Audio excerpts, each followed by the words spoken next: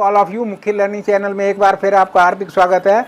जैसा कि आप जानते हैं ये हमारा सेशन जो चल रहा है ये चल रहा है कि हाउ टू स्पेल वेल, किस तरह से हम स्पेलिंग्स को ठीक तरह से लिखें, क्योंकि स्पेलिंग्स की लाइफ में बड़ी इंपॉर्टेंस है और ये स्कूल लेवल से लेकर till the survival of life चलती है।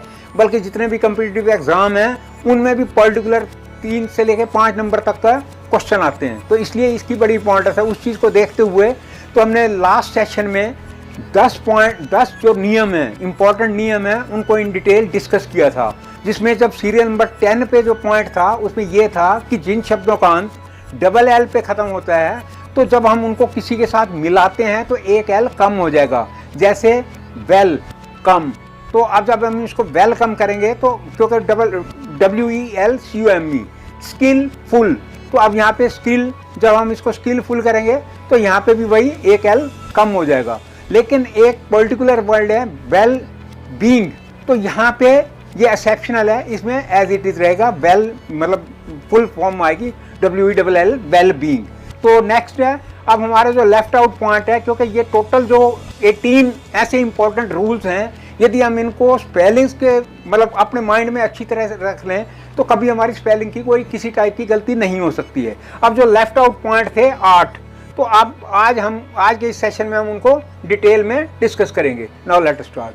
तो सबसे पहले है कि यदि वेल या विल किसी शब्द के अंत में जोड़ा जाए तो एक एल कम नहीं होगा। इससे पहले मैंने अभी बताया कि एल कम होगा, अभी मैं उल्टा बोल रहा हूं कि यहाँ पे वेल और या विल किसी शब्द के अंत में जोड़ा जाए। पहले जो बताया गया था यदि वो पहले आ रहा है तो हम एल हटाएंगे एक वेल बीइंग को छोड़ के, लेकिन अब ये उल्टा ठीक उसका रिवर्स है कि यहाँ पे यदि किसी शब्द के साथ जोड़ेंगे तो एक एल कम नहीं होगा।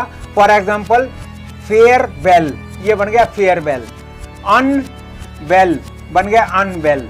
गुड विल, तो यहाँ पे हमने नहीं हटाया। नेक्स्ट है हमारा, यदि किसी शब्द के अंत में डबल ई है तो उसमें ING या डम लगाते समय कोई परिवर्तन नहीं होता। जैसे एग्री का एग्रीइंग, फ्री का फ्रीडम और सी का सीइंग। तो नेक्स्ट है हमारा, वर्ब के अंत में ING जोड़ने पे कभी परिवर्तन नहीं होता। अब कौन से वो वर्ड हैं जिनमें जब हम ING जोड़ते हैं उनमें कोई चेंज नहीं आता। जैसे वर्ब के अंत में यह स्लीप, स्लीप हम जानते हैं ये वर्ब है, तो ये बनाया हमने स्लीपिंग। वीप से वीपिंग, किल से किलिंग, सो ऑन। अब नेक्स्ट है हमारा, यदि वर्ब के अंत में IE हो तो ING लगाते समय IE का Y हो जाता है। जैसे डाई का डाइंग, लाई का लाइंग, एटसेट्रा।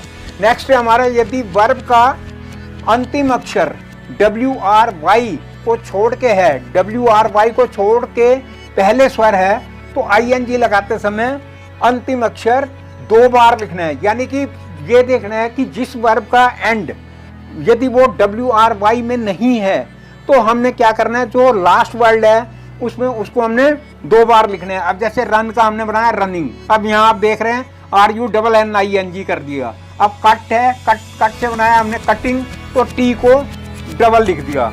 नेक्स्ट है हमारा वर्शिप, वर्शिप जमा ING, वर्शिपिंग, तो हमने इसको भी डबल कर दिया। पुट से बनाया पुटिंग, तो इसको भी हमने डबल किया। सेट से सेटिंग और बैग से बैगिंग, एटसेट्रा। लेकिन इसमें भी एक्सेप्शनल है, एक्सेप्शन है कुछ वर्ड, जैसे है आयरन, आयरन जमा इंग, आयरनिंग। ओपन जमा इंग, ओपनिंग। बर्न जमा ING, बर्निंग।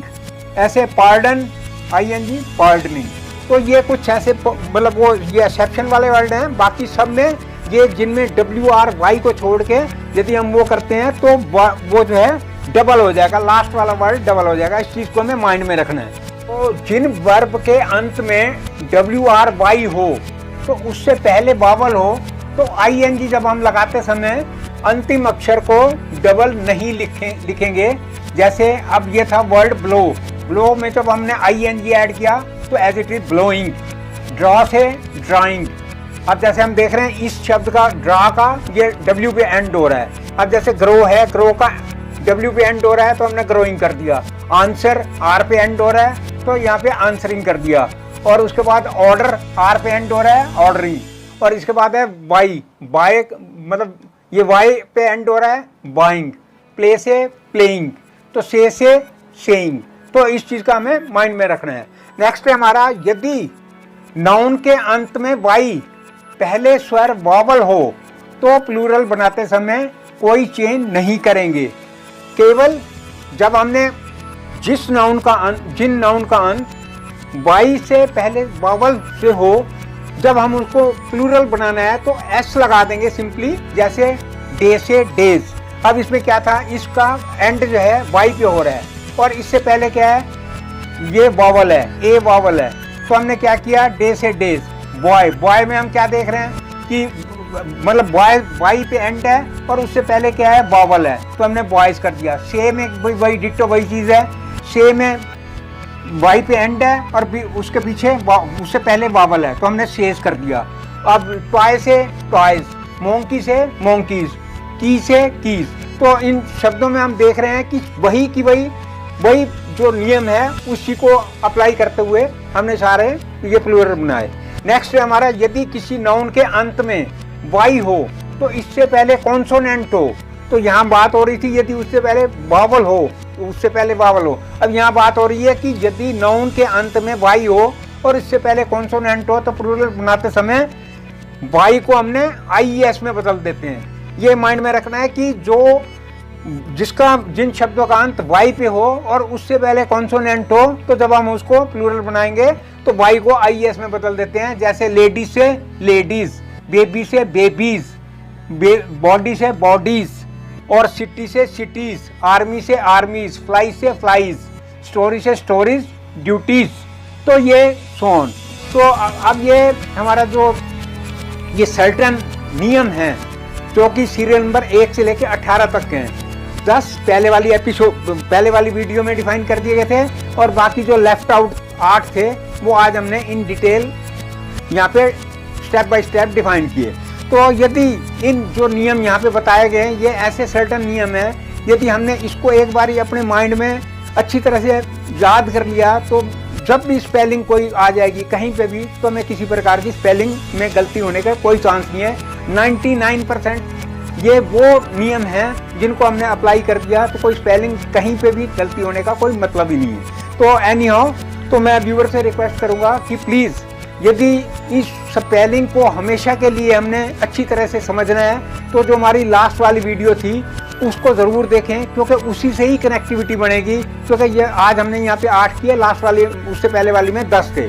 तो कॉन्टिन्यूटी को बनाए रखने के लिए प्लीज़ आप दोनों वीडियोस देखो और इससे जो हमारी आने वाली वीडियोस होगी हम कुछ ऐसी मतलब वो स्पेलिंग को लेंगे जो कि एक स्कूल लेवल से लेके और जितने हमारे कॉम्पिटिटिव एग्जाम तक एग्जाम है उनमें फ्रीक्वेंटली आती रहती हैं। तो नेक्स्ट सेशन में उन्हीं स्पेलिंग्स को हम यहाँ पे, उन्हीं वर्ड्स को यहाँ पे उनकी स्पेलिंग वगैरह को स्टेप बाय स्टेप करके डिस्कस करेंगे। तो आज के सेशन में यहीं पे हम इसको एंड करते हैं। तो मैं व्यूअर से रिक्वेस्ट करूँगा प्लीज़ वो स्पेलिंग का जो ये हमारा सेशन है बड़ा ही इम्पॉर्टेंट है और इस चीज़ को अंडरस्टैंड करने के लिए हम दोनों वीडियोस में जो रूल बताए गए हैं, रूल नंबर 1 से 18, इनको अच्छी तरह समझें और स्पेलिंग का जो हमारा ये फंडा है गलती होने का, ये हमेशा के लिए ख़त्म करें। तो मैं आपसे रिक्वेस्ट है कि आप प्लीज़ मैक्सिमम सब्सक्राइब करो, शेयर करो। Lot of thanks for view.